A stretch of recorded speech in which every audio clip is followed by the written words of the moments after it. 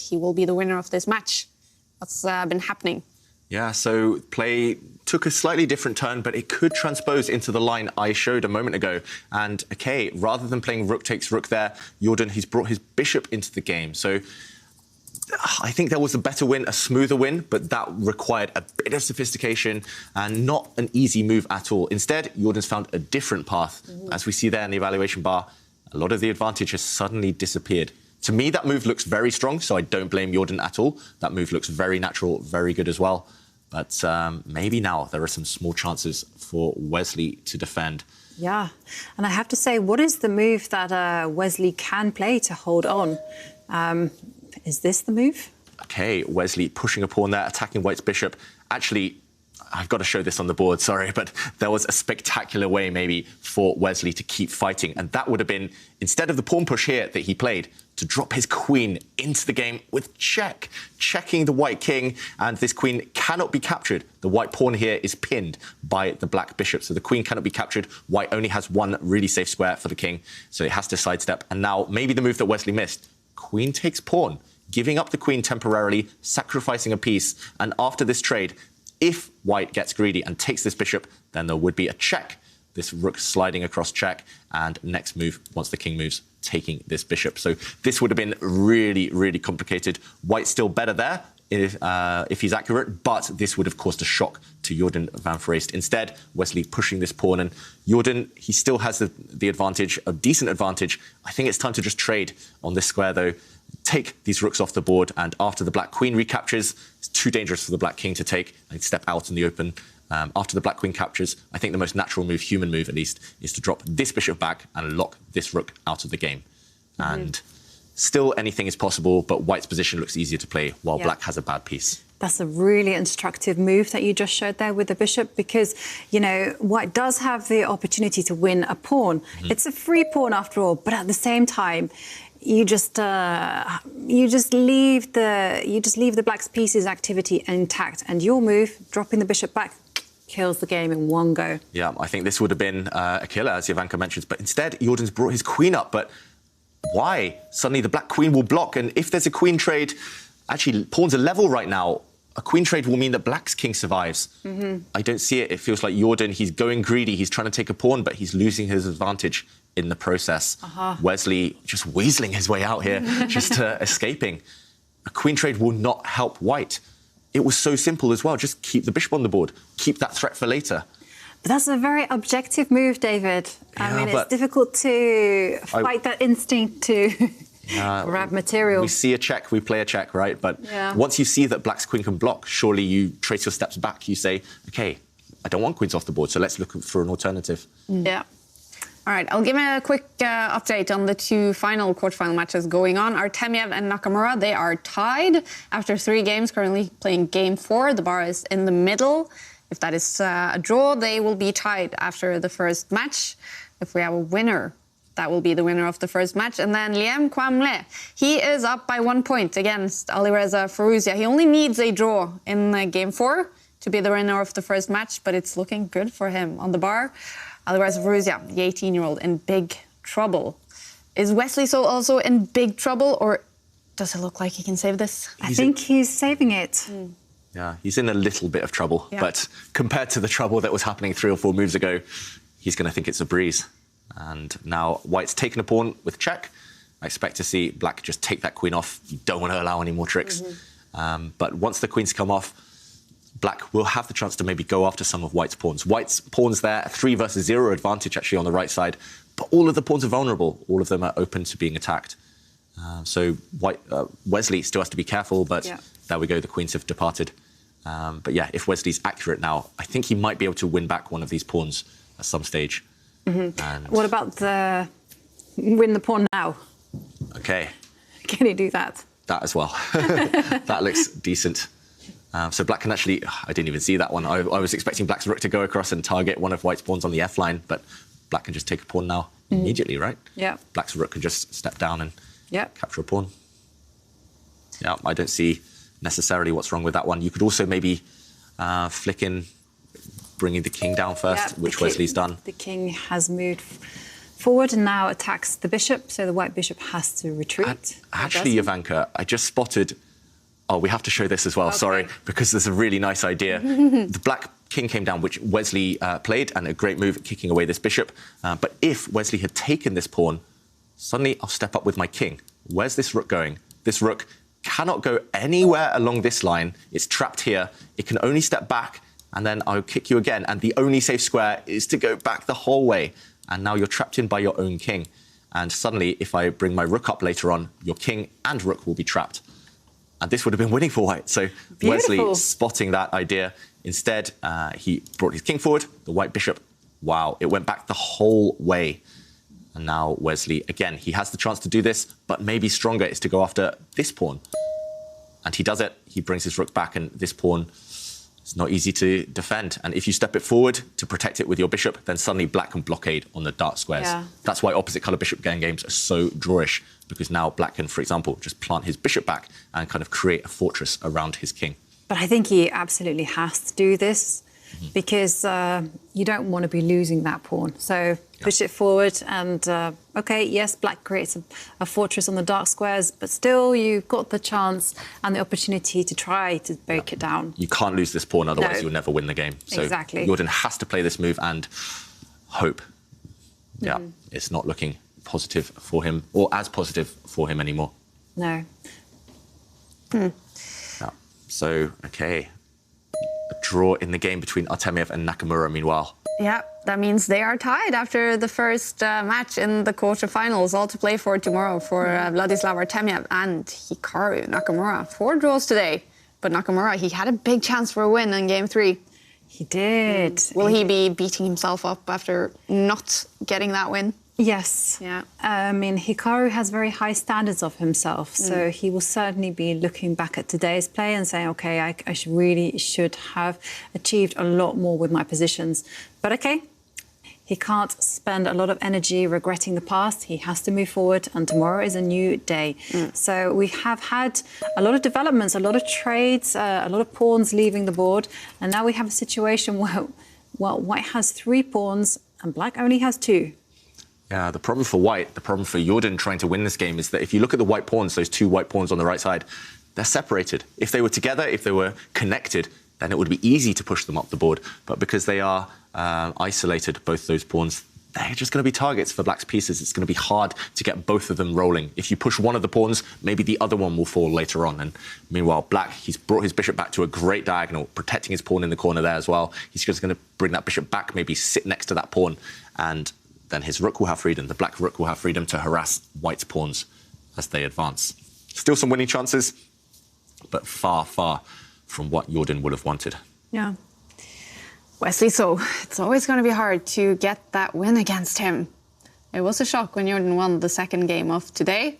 Wesley made a comeback, and here they are tied before the 4th game. Jorden, though, he is showing strength with the white pieces, no doubt. Yeah, and he's been consistent with the strategy. It's clear what Jorden's doing. He's attacking from an early stage, and maybe the hardest thing will be just breaking through those defences. Wesley's very tenacious. He's a phenomenal defender. So Jorden, he's got great opening so far. He's done his preparation well. He's done everything he can to be as ready as possible for this quarterfinal. But if he doesn't win this game, maybe he will be the one looking back on missed opportunities. Yeah, thinking he is about to go under 3 minutes. Yeah. Could it get dramatic on the clock? It might do. He's got to just focus on this position and try and squeeze that water out of a stone. He should not look back and think, oh, I probably had a checkmating attack. He can't think about that anymore. Yeah, and Wesley, we've seen him do this. Jovanka called it hustle mode, which is where he starts to play a bit quicker just to put that pressure and remind Jorden about the clock. Yes, I agree with you there, David. You can't sit back and think about what could have been. But sometimes it's very traumatic. I once realised over the board that I'd missed a chance to win a queen, and that tormented me the whole game, and I just ended up losing. And that tormented me even more. Oh, yeah, I've been there. Don't worry, we've all been there at some point. And it is hard. It's easy to say, forget the past, but it is hard, especially in rapid chess. OK, well, now Jorden is actually offering a trade of rooks. Would you take it? No. No. Black actually wants the rooks off the board, but not in this fashion. If black takes the rooks, that would help white connect his pawns together. And you want to keep the white pawns separated, isolated. You don't want to help white connect his pawns. It becomes much easier for white to walk them up the board if that's the case. So Wesley, I think he should allow the rook trade, but on his terms, so he moves the king to protect his rook. Now, if white takes the rooks off, white's pawns aren't connected. OK, well, white tries to say, hey, please do. Take my rook, correct my pawn structure. But of course, Wesley will say, no, absolutely not, and we'll make another move. Yeah, it's clever, though, from Jorden, what he's been doing, just, again, setting these small traps. We've seen him do it before. So black moves the rook, attacking white's pawn. I think white might flick in a check, but most likely he'll just step up his rook to defend his pawn. Yep, there we go. And now the white king is ready to enter the action. Still difficult, actually, for Wesley. It is right. I mean, what I would do with the white pieces, I would just start introducing my king to the right side of the board, because I'm banking all of my resources that my h-pawn is going to get as far up the board as possible, and that's going to be unpleasant. Yeah, the other problem for white, however, is that both of those pawns, if you look at white's 2 pawns there, they promote on dark squares. So, yeah, it's going to be very, very hard to get one of those through to become a new queen. Yeah. But a good dose of optimism never hurt anyone. Exactly. That's what you need in situations like this. The best endgame players, they're always optimistic.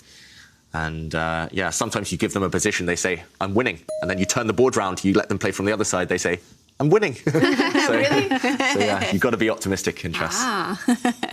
Well, the bar is, you know, it's always over to Jorden van Foreest's side. More tricks on the board. I mean, this is a nice one because, of course, Wesley can't actually capture that pawn because then Jorden will play bishop check and will attack the rook and the king. So that is why Wesley instead moves his rook away and activates it. You said, wow, David. Yeah, that was a really nice trick by Jorden, putting a pawn on an undefended square, but offering it as a poisoned pawn. As Jovanka mentioned, that pawn, if it was taken, would have cost black his rook with a nasty bishop check. And right now, Jorden can even think of giving that bishop check right now, or he can just step his pawn forward, the pawn that is being attacked by black's rook and by black's bishop. I would step it forward 1 square and wait with that pawn. Oh, not 2 squares. I didn't like 2 squares because I wanted the rook to have some mobility and maybe to eye up what's happening. But OK, I still think pushing this pawn 2 squares forward, it was OK. Yeah, at least I guess white's created a square behind that pawn for his king. So pluses and negatives to that last move. I probably would have done the same as you, Jovanka. Just you know, slow and steady, just 1 square, and then later on another square, just inch forward. But Jorden, he sees the opportunity to push, and why not? Passed pawns are there to be pushed after all. So yeah, suddenly the last 3 or 4 moves, it feels like Wesley, he's just trying to survive, but no real clear plan. Jorden, at least he's got one clear plan. He's just pushing those pawns, and he's found a really nice way to do that, actually. A really nice setup for white. Is there no hope for Wesley for winning this game? No, unless it's on the clock, maybe. But yeah, barring a huge blunder by Jorden, Wesley's just purely fighting for the draw. And also, we should mention Wesley's pawn, his passed pawn in the middle of the board, the black pawn there, is easy to blockade for white's bishop. So right now, yeah, looking good for Jorden. OK, black attacks that pawn with his bishop. I guess it's one of the downsides. Step forward with the king. And, well, Wesley moves his bishop away. And now, how would you progress with the position? Would you kind of just push your pawn forward, or would you actually give a check with the bishop? I would actually try to put pressure on black's central pawn. I want black's central pawn to commit, because as soon as the black pawn, central pawn moves, the white king can go towards the centre. So I would maybe try to use the white bishop, zigzag it over to the diagonal of the black pawn, force it to step forward later on if possible, and then use the white king and bring it forward. I'm slightly scared to put my to push my f pawn, the one in front of the white king, push that to a light square, because that would tie down the white bishop. The other tempting move, as you mentioned, is to give a check with the bishop. Actually, the more I look at it, the more I probably would flick in that first, because there's no downside. Oh, well, but you know, Jorden is channeling is what the word I wanted to say, his inner David Howell. I really did like that that move. It's very subtle.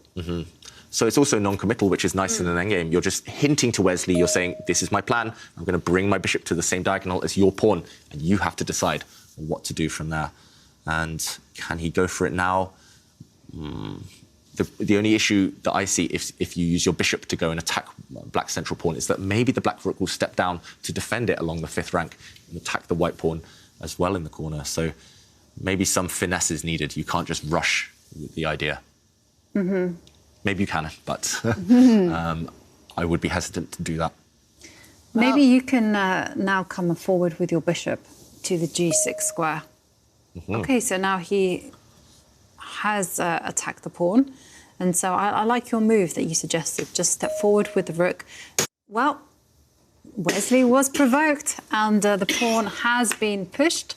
And David wasn't a big fan of this move because he said this allowed the white king to step forward. So it's just a small gain there. It's nothing decisive, but certainly Jordan's life is much easier now. Yeah, so a huge gain, I think, there from Jorden. Actually, a nice move from him first. Before bringing his king forward, he just blockades the pawn with his own bishop.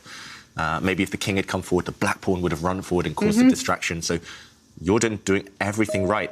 Next move. OK, now he can just move his bishop. And sooner or later, he's going to enter with the white king.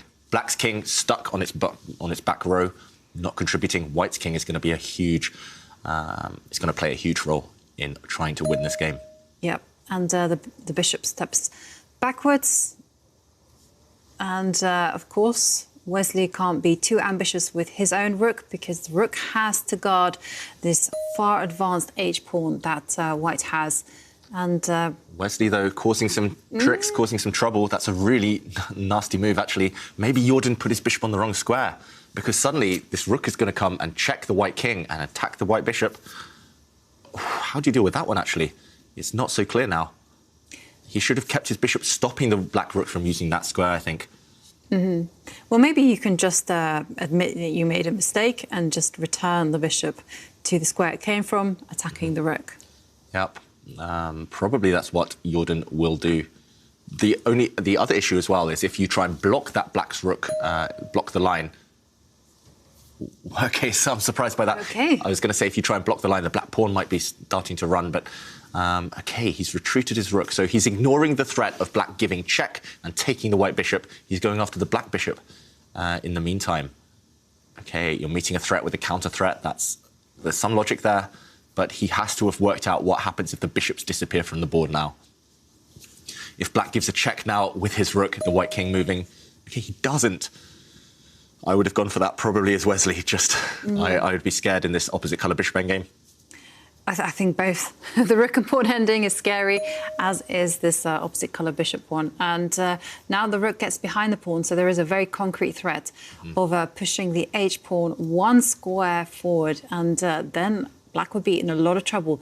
So black is forced to either blockade the pawn, which is very passive, or instead play this move, just bring his king forward. Yeah. So I kind of like what Jorden's done by putting his rook behind a passed pawn, but the downside is that you've freed up the black king. That black king was previously cut off on an open line. It was unable to move towards that side of the board. So, yeah, Jorden maybe struggling to kind of kill all counterplay, struggling to keep full control. So he's got active with his king, but now the white rook still needs a few moves to activate itself. And black, meanwhile, going after the white pawns. And Jorden, still, that is instructive, not putting his pawn on a light square because they're easier to blockade if they're on light squares. He blocks with his bishop instead. OK. Can you just now push a pawn? Yeah, that looks like the acid test of White's idea. Yep. Black can push his central pawn, try to remove the white bishop. If the white bishop takes black's central pawn, then the black rook is freed up. Yeah, exactly, to capture a pawn. And, of course, if that black pawn, central pawn, well, it's on the board, and Jorden had a ready-made answer there. He decided to attack the bishop.